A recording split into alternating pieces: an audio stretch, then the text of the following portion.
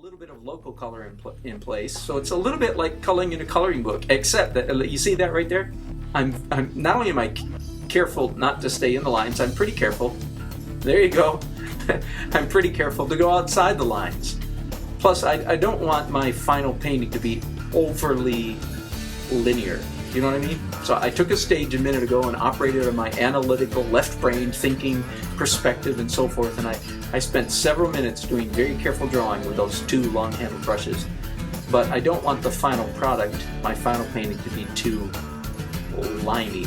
So I give myself permission, especially at this stage, to obliterate some of my lines. Again, why? Because I want them to be interesting. I want every stroke.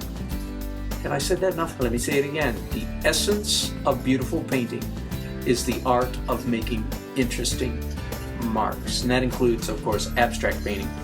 In fact, I love abstract, do abstract painting sometimes, and when I do that, then there's no object. You know, I'm not trying to render anything, so just every stroke is supposed to be beautiful. That's what it's about. So I love abstract painting. I have no beef with the world of abstract painters. Hey, just a comment about all the music that's playing in the background of this video. I want you to know, first of all, that I have permission to use all of it. In fact, I'm using 3 albums, and I'll mention all 3 of them. 2 of them are dear friends of mine. The third one is a friend of mine. Okay, the first album, and I'll put the credits of this, the details at the end of this video. The first one is an album made by a man named Gintas Aberius. You'll see how to spell his name. He's Lithuanian. He is phenomenal musician. I'll go ahead and tell you that tragically he passed away at about the age of 55, just a few years ago. Tragic. Those of us in Raleigh, North Carolina, he left a hole the size of the Grand Canyon in our city. He really did. Emotionally, spiritually, musically, in every way. We miss him dearly. Thankfully, we still have CDs, and if you want some good piano jazz, in fact, you can just go to YouTube and Google Gintas, Gintas, Aberius, Abarius, and watch him in concert with the Lithuanian Symphony Orchestra. It's amazing. And stay on till the end. Stay till the end. You'll be amazed at the cadenza he throws into Mozart. I think it's Mozart at the end. Okay, that's one. The other one is my dear friend Eric Terlizzi. He's the one on this video that does the more new age, ambient, beautiful orchestral stuff. There's no orchestra, as you can imagine. It's all synthesizer. But oh my goodness, he's just a really nice guy, and I'm proud to be able to call him a friend, and I want you to buy his CD. So look up Eric Terlizzi. Then the third one is the one, I don't know these guys personally, but they're good friends of a good friend of mine. It's actually a demo CD put out by McPherson Guitars from Wisconsin in the United States. They make some of the best acoustic guitars in the world. And interesting note, they actually started out, or still make, compound bows, bow and arrow, hunting bows. But some of them have branched out into guitars. And the name of their CD is Sunset Drive. Go to iTunes and order that.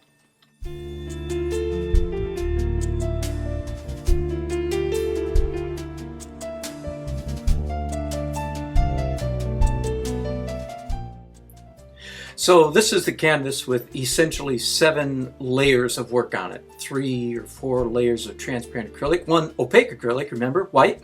And then I glazed the whole thing with oil, then did some drawing in transparent oil, and finally did some local color in dark areas, all in transparent oil. So everything on the canvas right now is transparent, and I'm about to make a big transition to light, opaque details.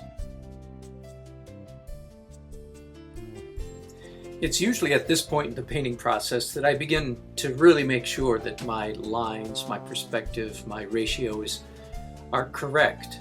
And it's always surprised me a little bit how much my erroneous underpaintings don't disturb the final product. In other words, I rarely go back and try to hide or cover up the lines that may have been at the wrong place. I just let them be there, and most of the time, virtually all of the time, they actually add to the overall effect of the painting. But I do want to make sure they're correct, so you saw me measuring there and then making some corrections. The corrections can be made now because I'm no longer working in transparency. I'm working in opaque colors. But again, what's my primary concern at every point? You got it, right? Interesting marks. Interesting marks. I had a teacher one time years ago that said for every definition mark that you make, you should make an art mark, by which he meant a squiggle, a swirl, a splatter, a splash. And I think he was exaggerating and say that, that it was a 1-to-1 ratio. But it's a principle that has really stuck with me over the years. Don't get stuck on just drawing.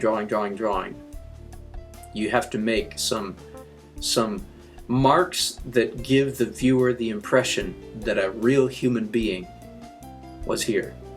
Now, all of my talk about interesting marks really it's at least I would say an impressionistic painting. There is such a thing as super realistic painting, and it's beautiful and impressive. In fact, I do some of it. Again, go to my website, dannelsonart.com, and you can look at my realism. There's a place for that, but in my heart of hearts, soul of souls, or something, I come back to this impressionistic painting because it's what touches me the most deeply. Another one of my teachers via YouTube, David LaFell, calls this technique abstract realism, which I think is a great description. He credits Rembrandt with being the first real practitioner of abstract realism. The concept being the essence of the strokes themselves takes precedence over the rendering of the object. Does that make sense? I hope it does. And I think that's a really good concept to keep in mind.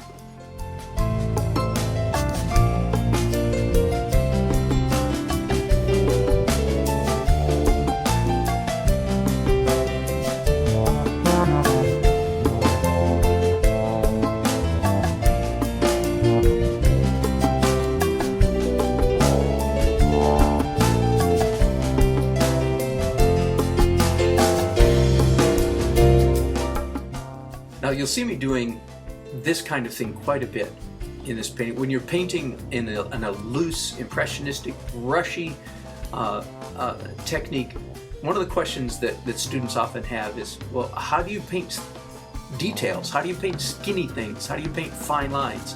And the answer is, you don't get out a tiny little brush and paint fine lines.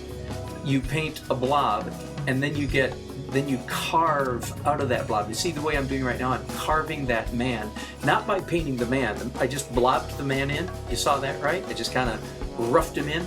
But then I came back with the blue-green of the dome that's behind him and more carefully carved out the appropriate shape. In fact, this is not the last time I'm going to come back and hit this man. When you see the final painting product, you'll see that I came back and touched it even just a little bit more.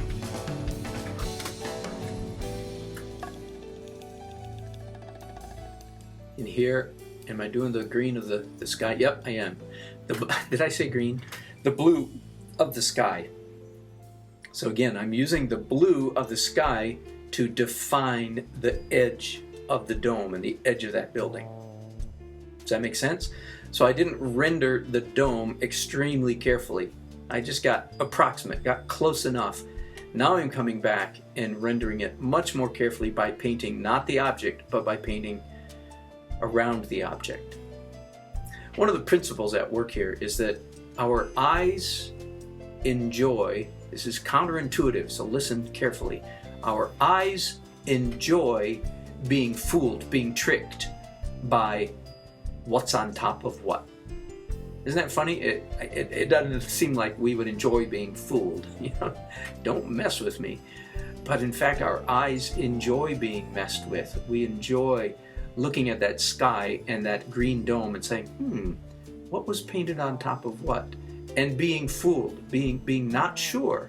Like logic would say, well, you paint the sky first and then paint the dome on top of it. And yeah, that's traditional oil painting, but it's also kind of boring. Oil painting. Hey, in the course of this video, I'm going to offend everybody. All my fellow artists. So hey, while you're watching this video, this is the right way to paint. As soon as you finish this video, you can paint any old way you want to.